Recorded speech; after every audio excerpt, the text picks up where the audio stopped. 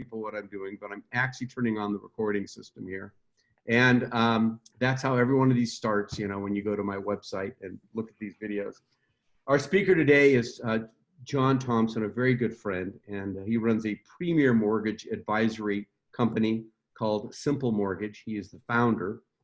And one of the many things I like about John is that he's an educator. He not only helps people who want to manage probably their biggest asset effectively and profitably, but he likes to educate people on how to manage time, how to get things done. And so he, on a regular basis, runs classes on how to manage time and set goals and accomplish things going forward. And I don't know about the rest of you, but I know I've got a kind of a COVID fog going, and every day seems the same. And I need some help because I have all these goals I want to get done and I'm not quite getting there. So with that, I'm going to pitch the ball over to John, if you don't mind turning off your speakers. And then if you have questions in the middle of things, feel free to put it in the chat for Linda, and she's going to kind of be the manager of the time. So anyway, happy Friday, and off we go. Thank you, Tom. All right, so let me get this going here. All righty, hang on for a moment. All right, we're good. We have good screen. Tom, you good? We're good. Let's make it happen. Right, thank you. Well, thanks very much for having me. I'm honored, you know, for those of you that are new today, we've had about, what, 10, 11, 12 weeks of some really great speakers, and a fantastic, you know, sort of program that Tom put together, and I'm honored to be a part of it, and honored to be kind of at the end, you know, so we can hopefully take some of the things we've learned and implement from there, because it's always a challenge implementing stuff. And of course, now that we're in the middle of this sort of COVID fog, as Tom calls it, you know, it's even more challenging. But the basics are the same, right? At the end of the day, it's really, in my opinion, all about priority management. So thanks, Tom, for the opportunity.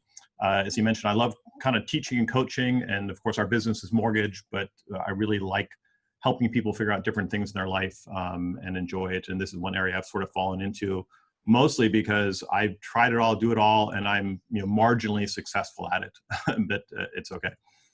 All right, so let's go, move forward. So if we're here live together, I'd ask you if you recognize what this is, and maybe some of you might recognize it, but we'll come back. This is gonna be very impactful. But we're talking about time today, so this has a connection to time. So maybe be thinking about that. And at the end, we're gonna talk about what this represents. I think it's important to always sort of discuss kind of where we have been. You know, the last 12 weeks, as I mentioned, we've had a lot of important knowledge, exposure to ideas. One of the ideas that came through was that there's really nothing new out there. You know, when we hear things again, go, gosh, I remember hearing that 3 or 4 years ago. How come I didn't do anything about it? And so you're going to, most things I'm going to talk about today are going to be familiar to you. You're going to see them in one form or another, and maybe even tried some of them. And so it's a reminder. This for me is a reminder for me as well. That's why I like doing it, because it helps me kind of think through things as well. Most of the speakers early on in the series were talking about the importance of mission, vision, and values first. So I think that's the groundwork for almost any kind of planning or discussion or priority management kind of do. You kind of got to know who you are, how you're helping the world, and the difference you're kind of making. And that's what mission, vision, and values are. It have to be done first. And so just a quick recap of some of the things we've heard. You know, Carol Marzouk reminded us to kind of get out of the muck, right? Feel the fear, get unstuck. And she told us that, you know, your thoughts lead to your choices, which become your actions and lead to your results. So the simple question is, if you don't like the results you're getting, you know, look a little bit further up here. Well, maybe my actions aren't great and my choices aren't the best, and maybe my thoughts are not positive. And so it always comes from here. So that's just a very quick reminder that Carol kind of told us about. Then if I had told us to pause, review, reorient, right? And then she said, step one, and every time is what do you have to do right now? What's the most important thing right now, which is kind of the theme you're gonna see running through my talk today. Jim Davis talked about the importance of pivoting with a purpose. And the purpose is important to all people, but he talked about if you have a new business or your existing business, whatever it might be, if there's a need, you can identify a need, and you can be good at doing that, you make a positive difference in the world, and then make money doing at it, it's probably a good thing, right? And so be thinking about that. So if one of these things isn't there, that might not be an activity you want to do, but if it is, then go for it, get it done. And then Jeffrey McCausland last week told us that every danger is an opportunity. So one of the things I said early on in COVID was that the greatest opportunities lie on the other side of adversity. And I firmly believe that. It's been challenging. It's been a rough 4 months for everyone. Some people are doing really well and other people not so well, and it's tough. But there's an opportunity here, and we know that.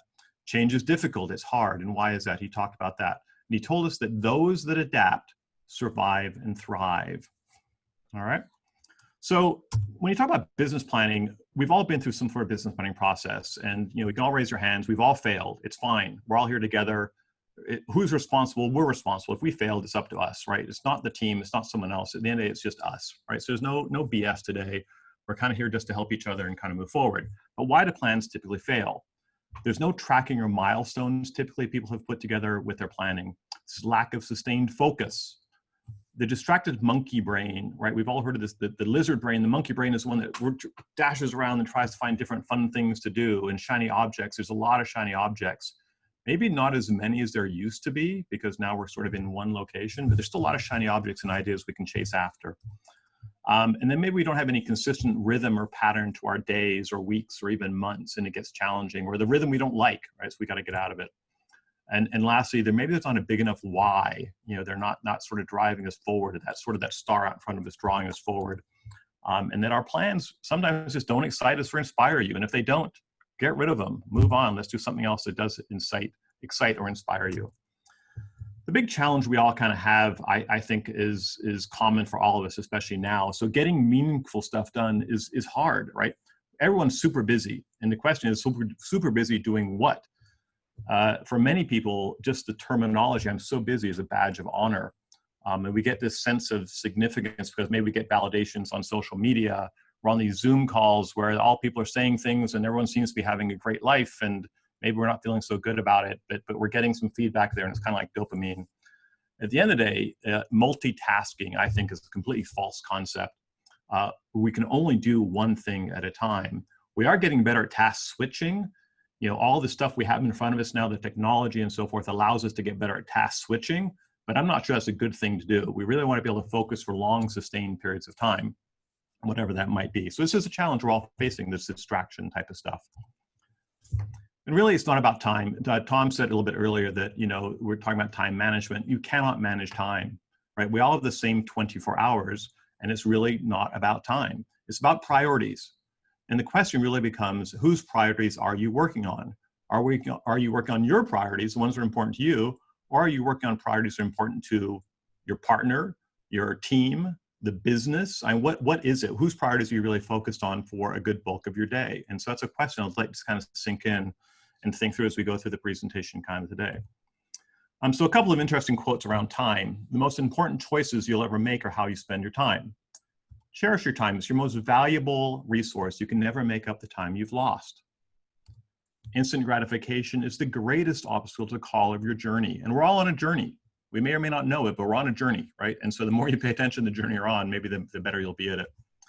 Then lastly, time is the only limitation to all accomplishment. All right, so just a couple of quick reminders around time.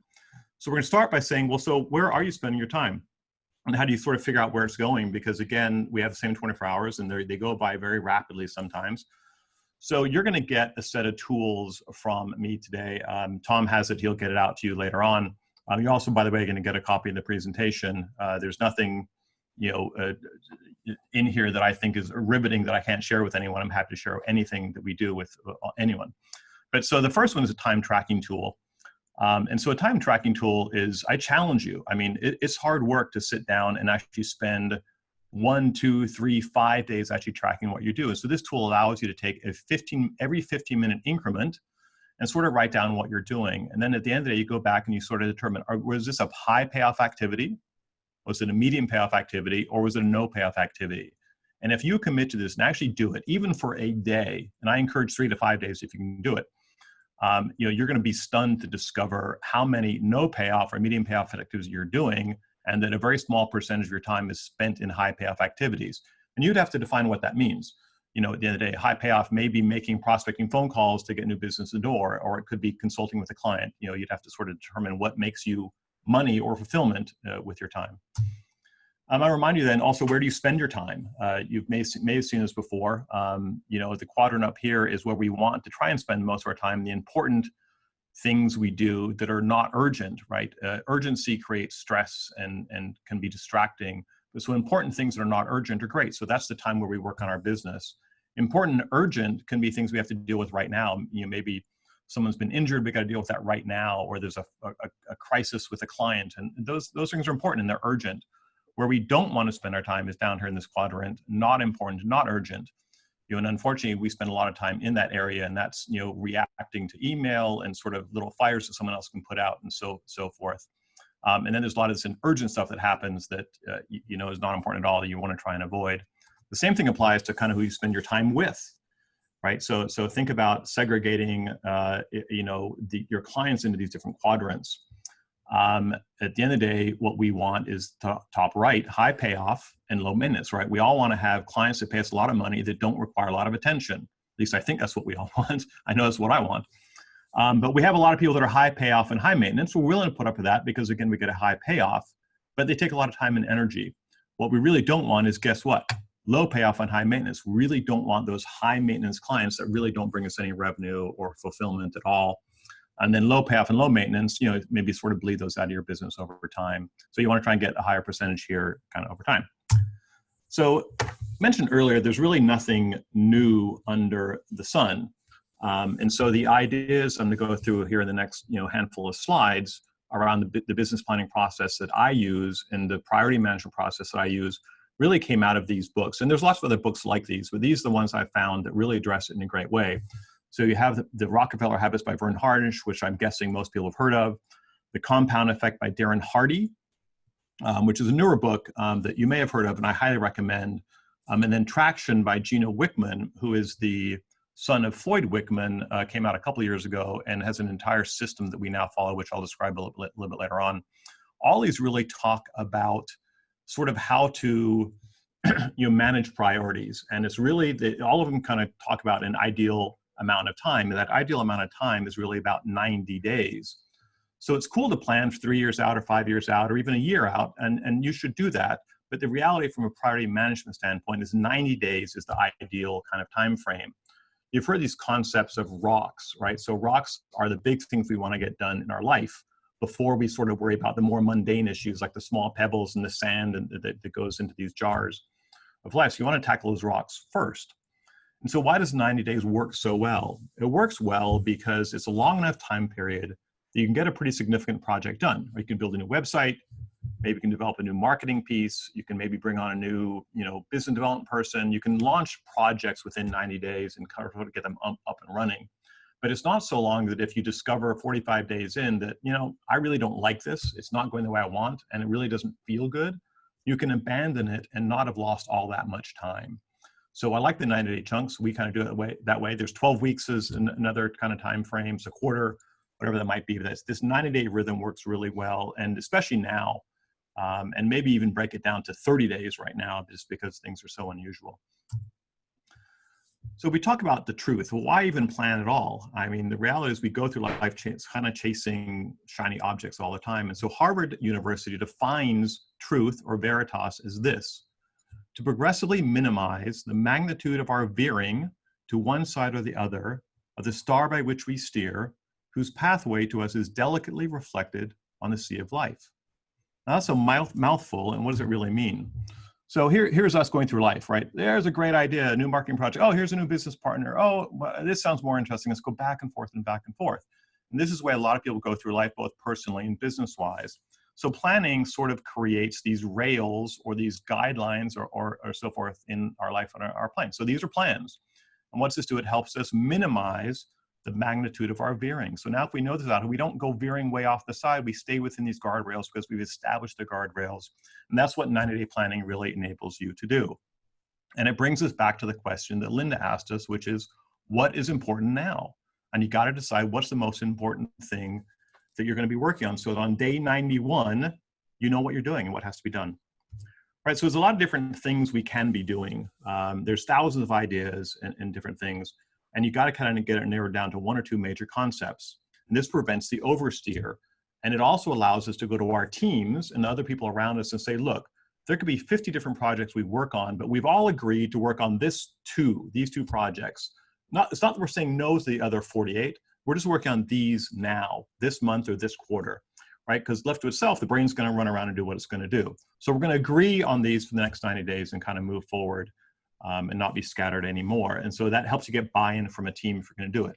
But sometimes it's challenging to figure out, okay, so what are all the different things and how do we make a decision on those final 1, 2, or 3 priorities that we're going to work on?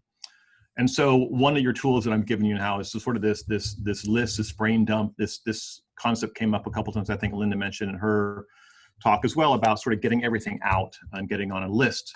And so you then force rank the idea. So force ranking is a pretty simple concept. It's the idea of taking a brainstorming of ideas, either by yourself or maybe with a team, and get everything out, right? And we don't worry about what's first, but then we kind of break it all down. We go through, all the different ideas. So we then we then choose all the ones that are most important, that are A's, that must be done in the next 90 days. The B's it'd be great to get it done, but it's not critical. It won't make a difference if we don't quite get it done, it's okay. And the A's and the C is really, if we get all the A's done, all the B's done, and then there's some time left over, maybe we'll do those if they're even important anymore. All right, so you really want to kind of narrow this down. Then once you have the A's, you rank them into 1, 2, and 3, and so forth.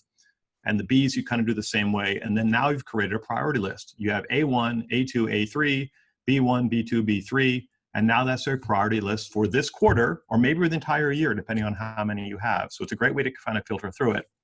Then if you really want to back test the idea, another tool we use is called the impact filter. And this is from a business coach named Dan Sullivan, who has a coaching program that some of you may be familiar with. But he has this tool called the impact filter. It's 2 pages. Again, it's in the tools you're going to get from Tom when we're done. And it simply allows you to kind of walk through, what do you want to accomplish? What's the biggest difference it's going to make? What's the success criteria? And it sort of helps you just back test it. And you may get through this, and I do this every new project we take on. And sometimes I go, I'm not going to do it. And I throw it away and I go to something else. I go down to the A2 and go from there, right? And it helps describe how you're going to begin. So you can use that tool, and we find it works well. Once you've kind of got that final number 1 project out there, we use a 90-day priority planning worksheet that was developed, and I no longer remember where this came from. I think it was from my business coach many, many years ago. And you simply write out the priority, and you kind of go through this worksheet. Now, one thing I want to kind of segue quick momentarily is that you may start to feel, gosh, this seems like a lot of work to get all this done. We're talking about maybe a couple of hours of work. This is not weeks. It's not a retreat. We got to go away with a bunch of people and do a bunch of stuff. This is 2 or 3 hours on your own with the phone turned off, the TV turned off, your email off, and you simply go through and figure out what's most important to you right now, and then sort of get it down on paper. We know that getting it down on paper is far more likely to get done than stuff that's just up here in our brain. Our brain is not good at holding this kind of long-term data.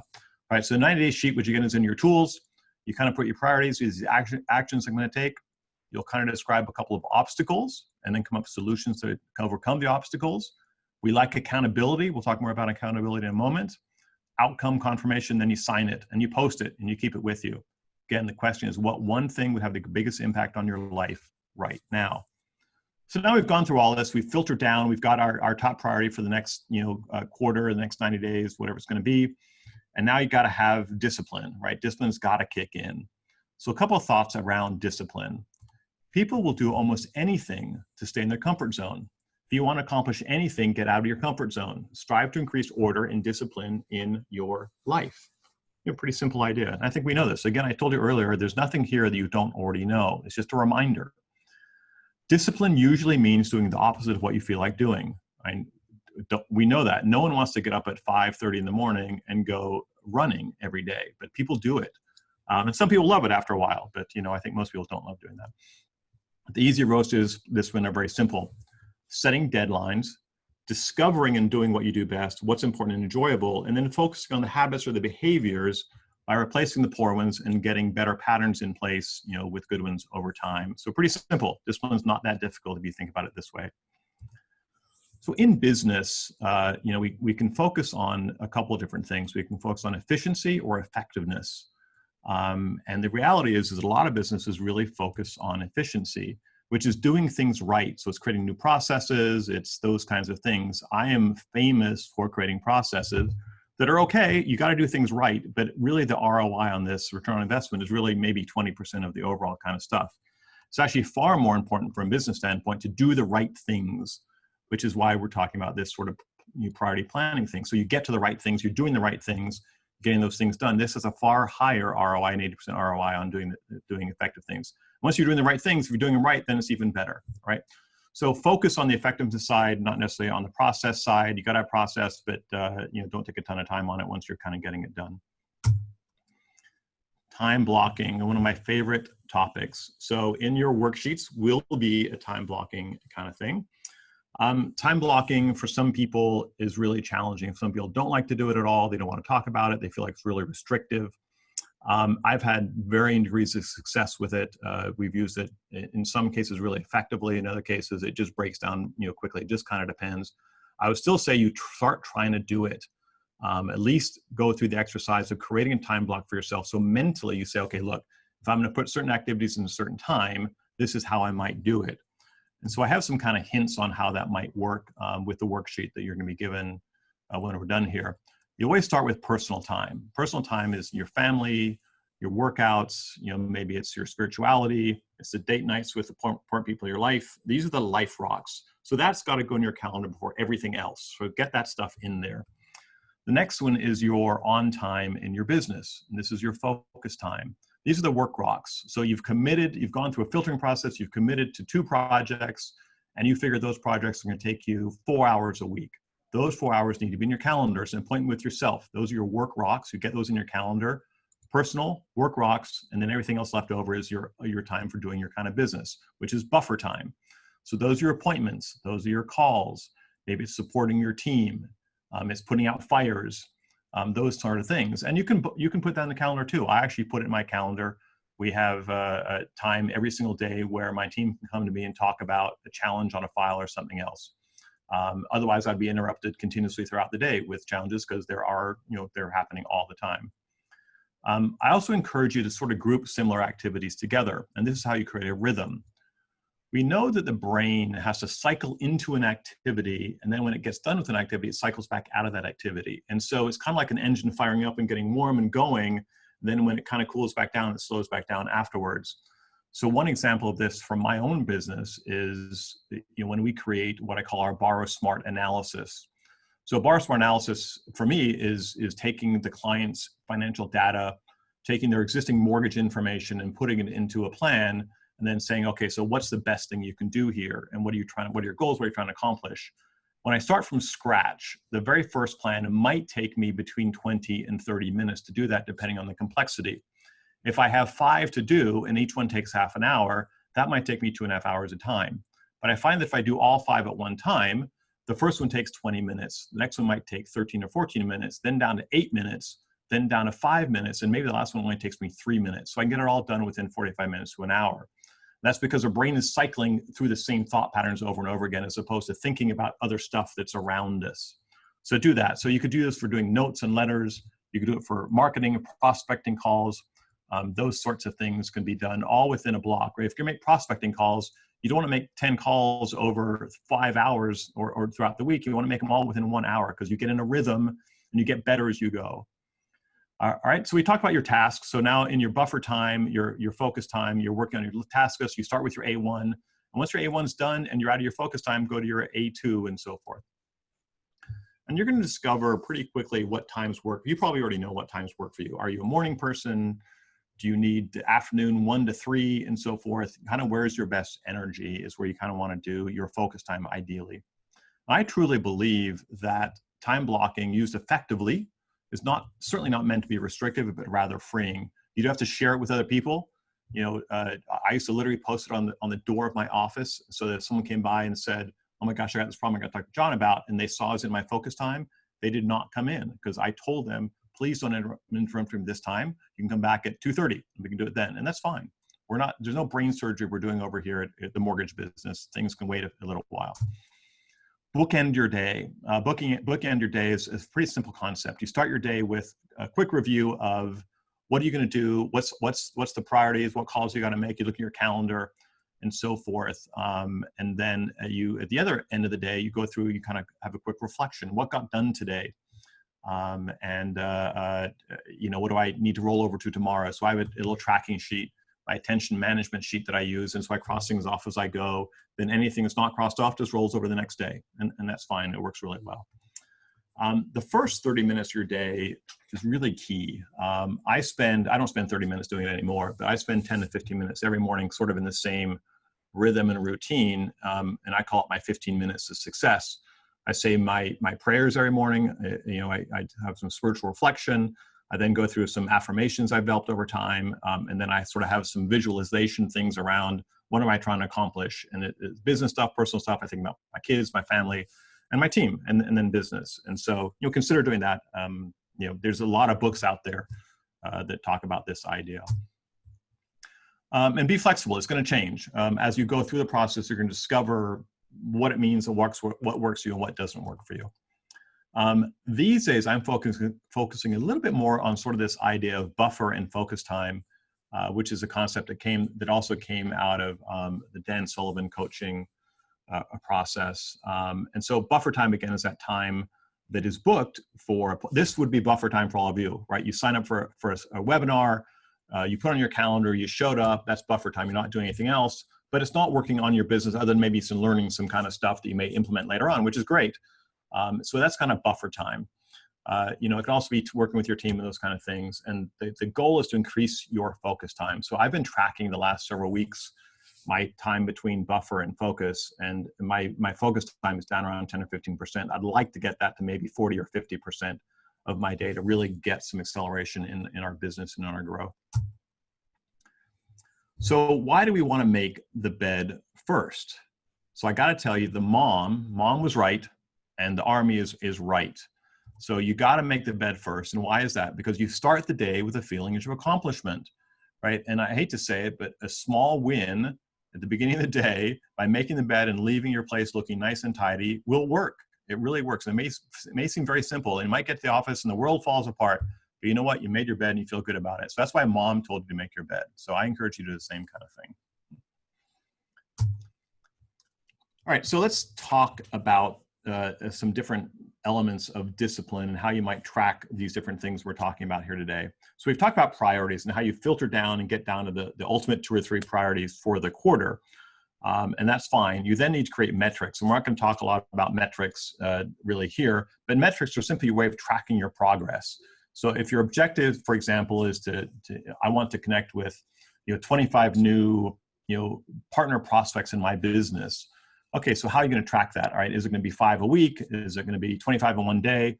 It's pretty simple to track. So a metric is simply a way of tracking what you're doing, and it's really important to do that so you know you're on track. And then rhythms, the last thing over here, rhythms are the idea of how your day kind of flows, and I'll spend a little bit of time talking about rhythms here in a moment.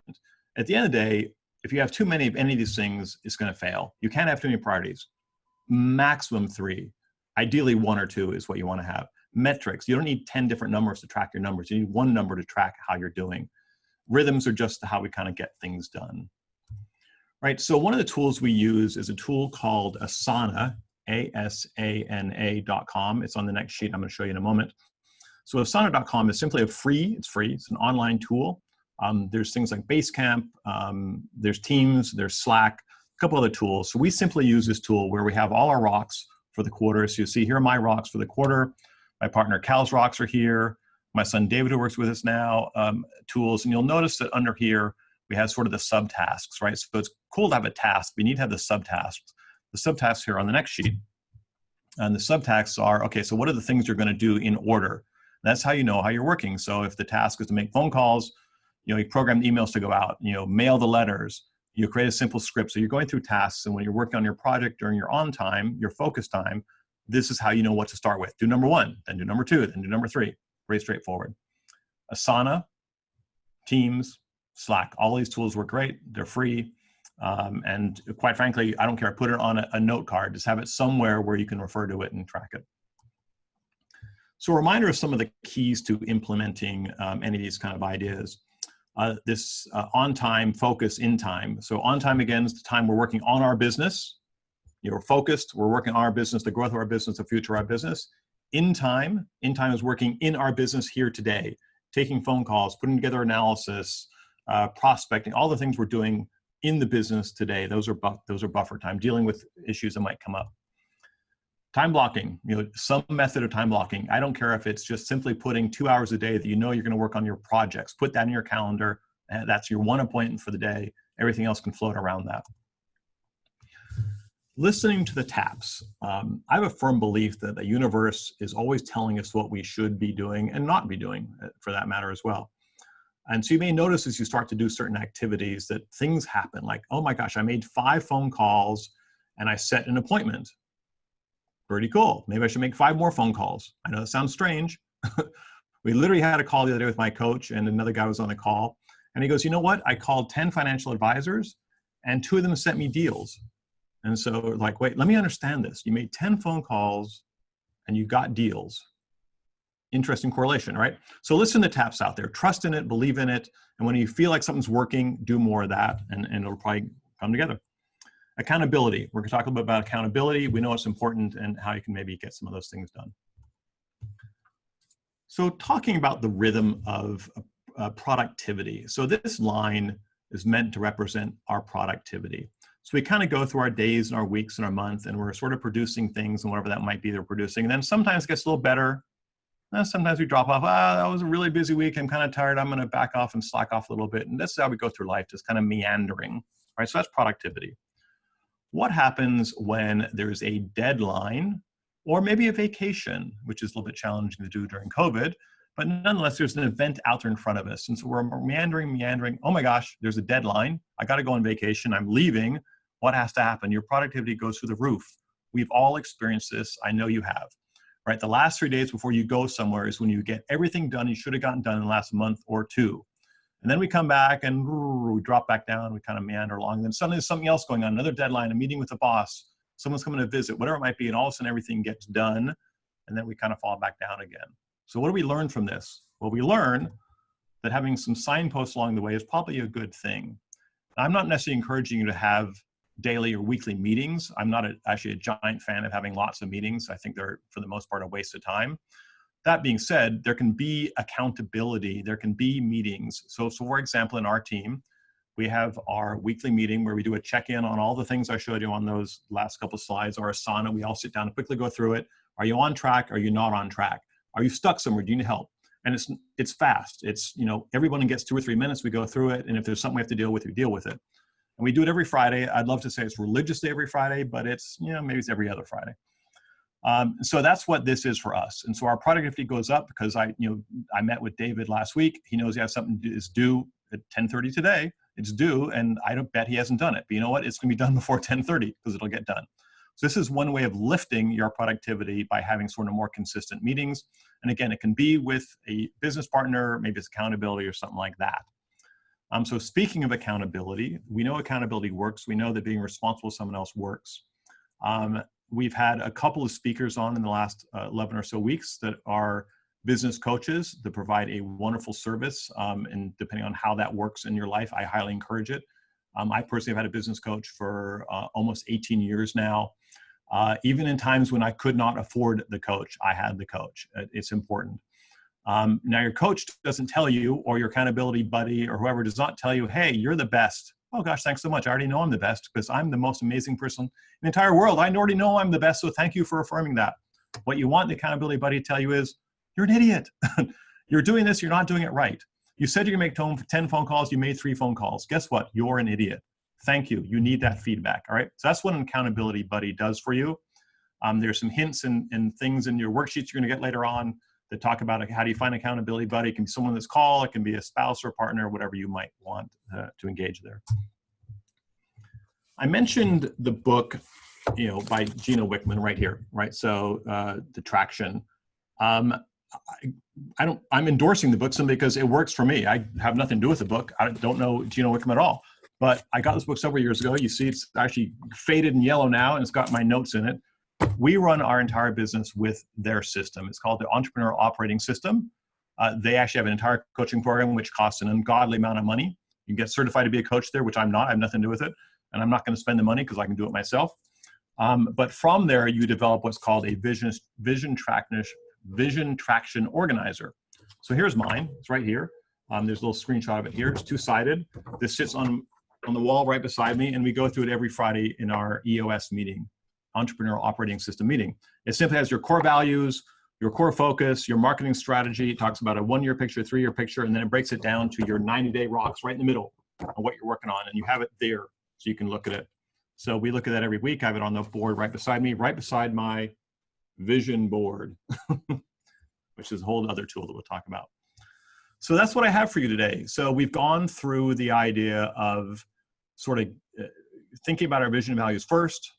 Then we sort of try and get distractions out of the way, acknowledge the distractions, get them out of the way, brainstorm through getting all the ideas out there, narrow it down to a focus of maybe 1 or 2 things, create a 90-day plan, get that plan going, create a rhythm in your day and your life to get things done, get someone else to hold you accountable, and you're gonna have great success. I know you will. And so if you remember the very beginning, we had that little chart. And so what was that? I told you it was about time. So here it is. It is about time. Each one of those little dots represents a month of your life, right? So each one of these lines is 3 years. If you're 30 years old, you've used up about 1/3 of those dots. If you're 60 years old, you've used up maybe 2/3 of your dots. Now, this is not meant to be depressing. It's actually meant to be a reminder that we have not a ton of time. Our time is our time, right? And so how you spend your time, I think, should be spent on your own priorities, not other people's priorities. And so depending on how many dots you think you might have left, and they're filling in every month, maybe just consider spending your time in a little bit different way and work on your own priorities, not someone else's priorities. And I know this is simple, but it's not easy. It is challenging, just like the choice between the apple and the donut. And by the way, you can have a donut once in a while, just not all the time. So thank you very much. Happy to answer any questions, and I hope you learned something and enjoyed something. And again, you're going to get the presentation, you're going to get the worksheets, and I encourage you to use them. I'm happy to help anyone.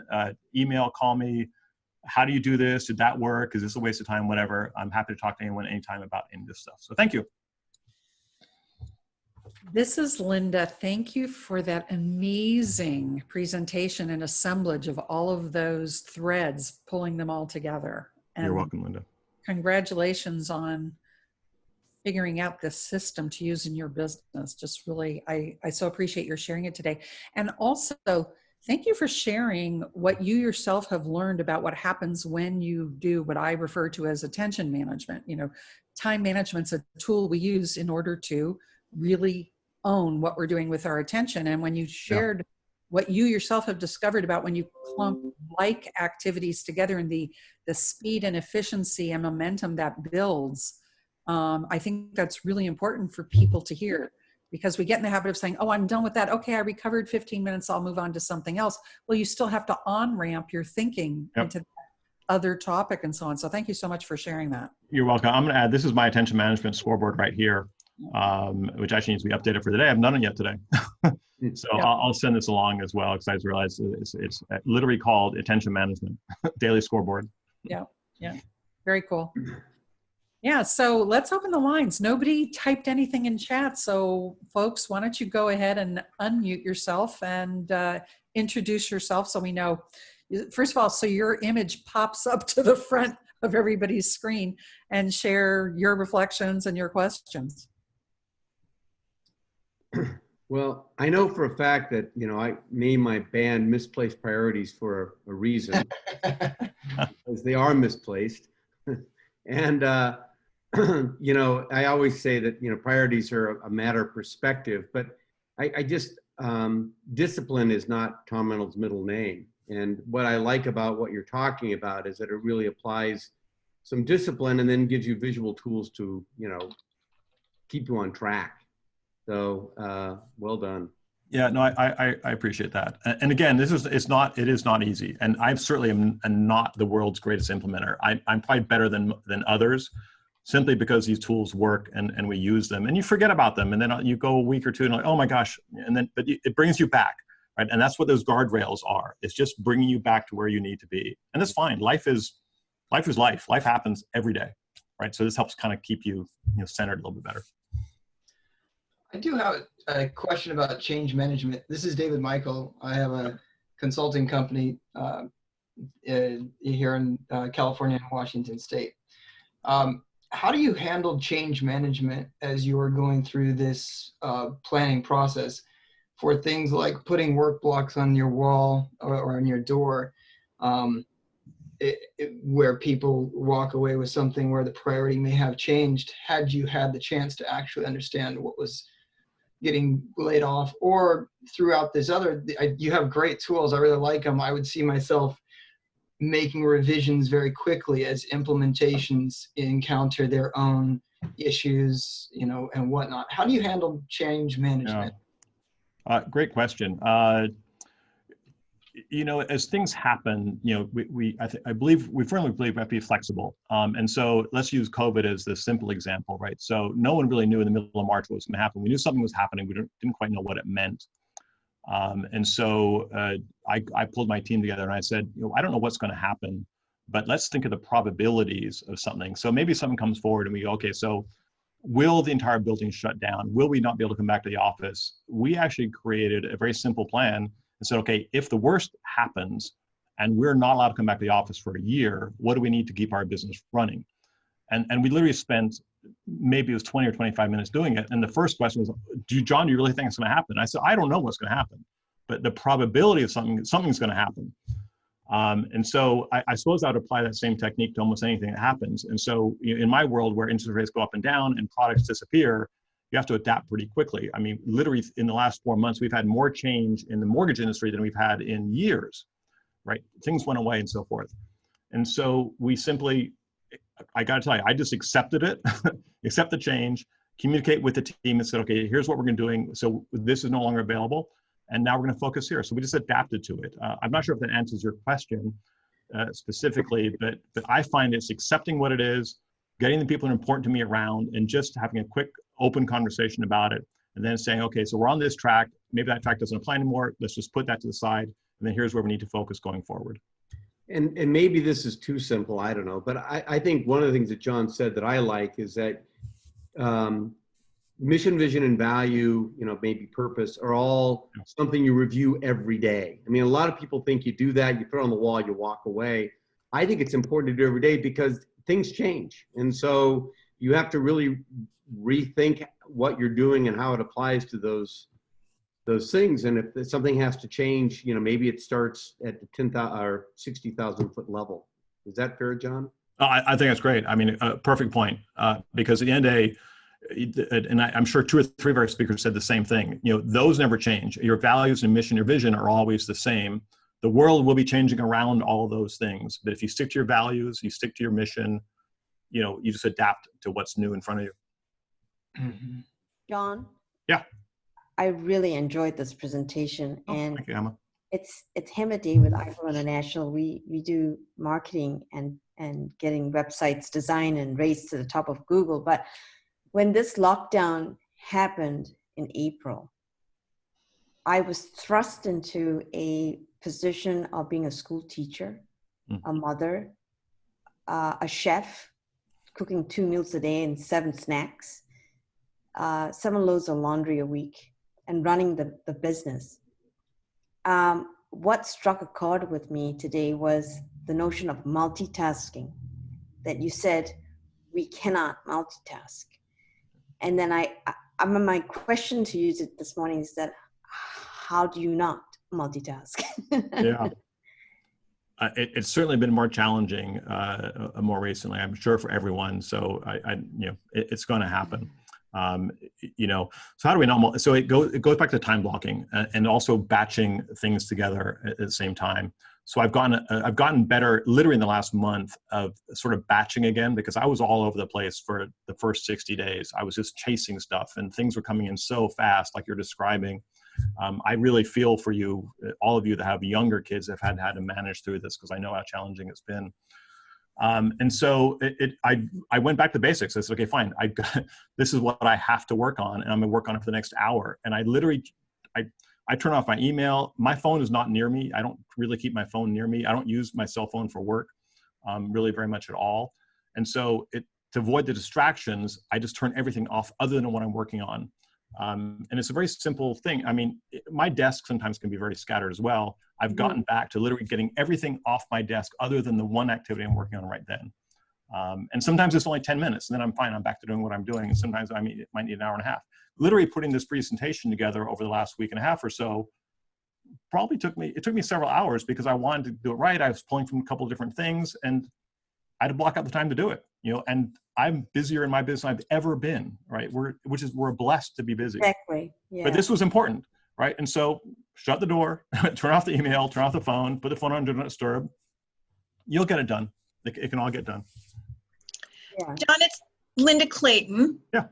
Do you save your worksheets and the things you've been working on, or do you start fresh?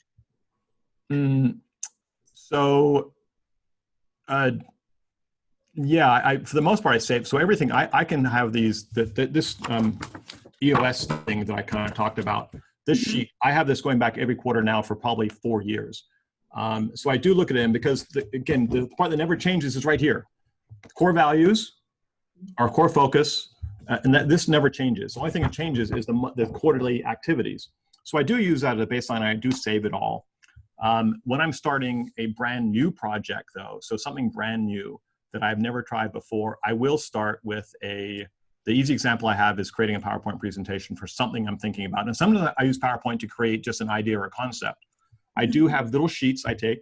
There's 4 squares on each one, right, representing 4 slides.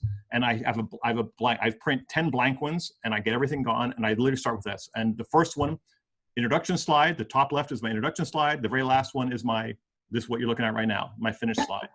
Everything else is white. And I just start writing in. I just take a piece of pen and start writing in what I'm thinking about. And then I'll move them around, that kind of stuff. So I use both methods, Linda, I guess, is what I'm telling you. I get a big satisfaction of checking things off. Yeah. People love, Cal, who's on the call, my partner, is a checklist person, and she is a master of the checklist. I'm not a great checklist person, for whatever reason. I like projects and those kind of things, but she loves tasks. So tasks are great. If you're a task person, do it that way. By the way, I want to just interject about that. Yeah. I've started having the folks I work with deliberately create an accomplished list. Yep. Because one of the phenomena is we're all taught to create a list and check things off and strike through them and throw it away. And when you do that, you have no recollection of what you've actually achieved. And if you turn it the opposite way, this is my proof that I got meaningful stuff done, and you keep it and you look at it at the end of a week, a month, a quarter, whatever, you go, that's what I've been doing with my time and attention. Yeah. So yeah, my daily checklists, I kept them for a long time. I had them bound together and I'd flip through them. And it was my reminder that I'm moving forward, I'm getting stuff done. And sometimes it was tiny increments. That book, the Compound Effect book, which is over there behind me, it talks about incremental improvement and just one tiny thing. And then when you look back over time, you've made massive improvement, right? We tend to underestimate, kind of what we can get done in 90 days, and we overestimate what we can get done in a year, right? And so it's a really interesting thing to think about, Linda. So thanks for bringing it up. And the one thing I'll add to that is then celebrate, right? Yep. Celebrate your accomplishment. When you get stuff done, go and celebrate. Have a good, especially now, go and celebrate. John, I have a question. This is Christina. Your presentation was excellent, and I've heard some of this before. You guys are great. How do you, it's really hard to get motivated right now. I have to tell you, I'm not gonna lie. Sure. What's a baby step or something that will get me going into that to do this? Because to look at something like this on face looks overwhelming. So what's the first start for someone who can't doesn't feel like I can jump into all that right this second? I probably would start with the sort of the the filtering down list, right? That we went through earlier, where you sort of brainstorm everything and you force rank things from there. I just kind of feel like if there's a lot of stuff in your brain, and I think Linda even talked about this a little bit, if there's just a bunch of stuff out there, and maybe Linda can address this as well, get it down on paper, because you're going to realize, my guess is that a bunch of stuff you're thinking about is superfluous and maybe not important anyway. And there's only really a couple things that you feel are important to you now. Motivation is tough, right now. I have discipline, so I just go through the same routine every day. But I respect the fact that getting motivated to do stuff today is challenging. But I think it's the same process. Filter through the things that you kind of think you need to get done, find the one or two that actually inspire you a little bit, and then just work on those and let everything else kind of go, because those things will just happen anyway. Thank you. But, yeah, you're welcome. Yeah, John, I really love that on your sheet. You've got the brain dump, because so many people feel like we're responsible for keeping everything in our brains. No, you're not.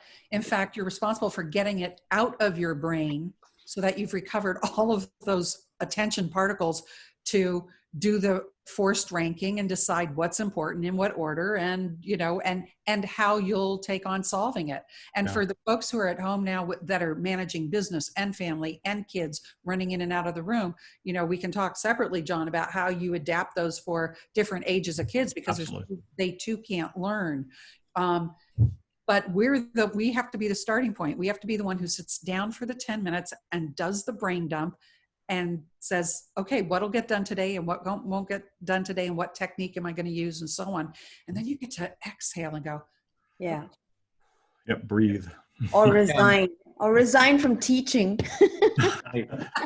I'm a big legal pad with that are a wireframe. Oh, and I never tear out a page. I just go to the next page, and I have 20 years of these. And the reason that I keep them in a pile is that as I'm getting older, I forget things, and I'm going, last year, I know, and I'm flipping through, and I star things on it, and it's not nearly as well organized as John, but I'm big on putting things on paper and then going back and looking at them, because I just can't control it. Just a thought. John, I'll ask one quick question. EOS, I'm looking at EOS myself. Yeah. So it's just refreshing to see someone like your kind of business go use their process. It's designed for corporations, right? It's designed for small to mid-sized corporations, because you have teams and all that kind of stuff. It can be adapted to anything. Right. There's actually a lot of companies that use it, smaller companies. I know of a couple of financial planning firms in the area that follow the same process. And just take what you like and ignore the rest. Sure. That's what I did. Right. So what I do is that I take everybody's presentation, the video, and any handouts they have and everything, and I put it up on my website. I will send one email out to everybody saying, click here, go to my blog.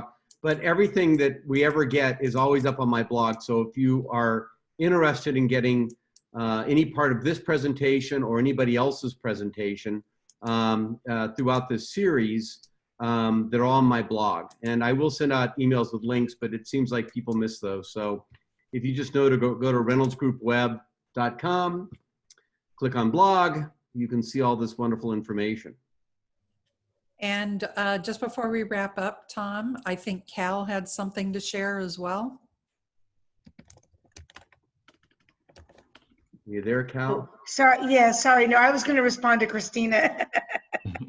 I'm great at the baby steps, Steph. Hi, John. Great job, as always. And I just want to tell you that he lives what he says, and he has given me tools that I'll use for life. So these things, I implement one at least. You won't be sorry. But Christina, great baby step is, if you make a list of what you want to accomplish next week, keep it simple, but create that list today or at the latest Sunday evening, and just make that little list of what you want to get done next week, put it in front of you. And then take the tool where you log what you're doing in 15-minute increments, and do that Monday, Tuesday, and Wednesday. And by Thursday, you can look back and see, did I accomplish even one item from my list? If you did, you're on the right track. If you didn't, go back and look at what you did Monday, Tuesday, and Wednesday and see where you're spending your time. That's probably the most valuable and simplest way to get this party started. Thank you. Fantastic. One other thing about motivation, because the question I heard, I think was fantastic. It was, how do I get the motivation? And the gem that I think comes out of John's process is the small discipline of connecting the task to its importance is what causes it to suddenly be interesting. Prior to that point, it is just another thing that's going to cause that bump to spike, and I'm just going to have tons on my hands and I don't want to do any of it. But as soon as it connects to something valuable to me, I'm suddenly all over it. And if I can get myself through that 15 minutes of a discipline, I will find what actually motivates me. Well said. Great. Well, it's almost 9 o'clock. I always promise 45 minutes, but John was so darn interesting. We almost went to a complete hour. Way to go, John. John is available. He is very generous with his time when it comes to education. And so don't hesitate to contact him. Go to my blog if you want to see the story, and come join us in September when we start again.